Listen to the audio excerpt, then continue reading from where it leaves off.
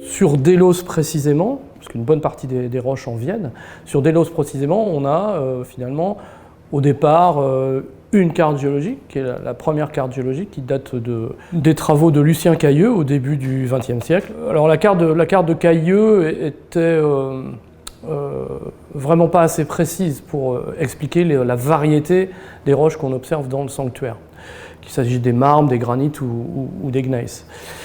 Il existe plusieurs types de granit, plusieurs types de gneiss, plusieurs types de marbre. Et on s'est rendu compte assez rapidement que les cartes qui ont été faites depuis les années 80 répondaient pas vraiment non plus à la question. Parce que la cartographie était trop fruste et que les collègues qui avaient travaillé y avaient passé trop peu de temps. Donc l'idée, c'est bien sûr une représentation cartographique des différents types de roches qu'on trouve sur l'île. Et de manière assez surprenante, enfin pas entièrement surprenante, parce que dans les descriptions de Cailleux, même si sa carte était très simple, on a toute une variété de roches qu'il n'a pas représentées sur sa carte. Et ça, c'est une question en soi. Mais en travaillant sur le terrain avec un ou deux autres collègues, on a réussi à dessiner une carte relativement précise, dans laquelle on retrouve par exemple tous les types de granit qui sont dans les constructions, dans la ville ou dans le sanctuaire. Les marbres, il y a relativement peu de zones avec des marbres, la plupart des marbres de Délos viennent d'ailleurs, mais ces marbres ont été travaillés, identifiés par Tommy Vettor, et donc là on a une bonne connaissance.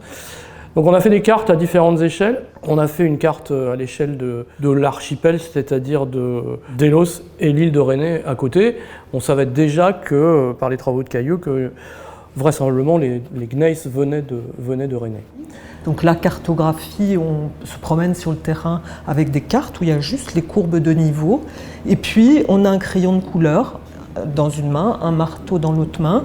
On casse les cailloux, on les identifie et on a un code couleur. On dit, bah voilà, j'ai un granit, j'ai décidé que le granit il va être rose, donc je vais faire un petit point rose sur la carte topographique. Je vois un gneiss, on va dire un code couleur marron, je fais un petit point marron. Et on se promène comme ça, et jusqu'à temps que les tâches se rejoignent, on fait des zones déterminées, donc une géométrie de ces roches qui affleurent sur la surface de l'île, et ainsi, de proche en proche, on fait ce qu'on appelle une cartographie géologique de l'île, cartographie qui a été faite dans le détail, au 1/5 millième, par Laurent Jolivet. Moi, mon savoir-faire, c'est vraiment le tissu minéral de l'île, les faciès de roches qui existent. Donc pour ce travail, on était obligé de mobiliser à la fois un travail de terrain détaillé sur Délos et sur Rhénée, et puis notre connaissance générale de la géologie des Cyclades. Voilà.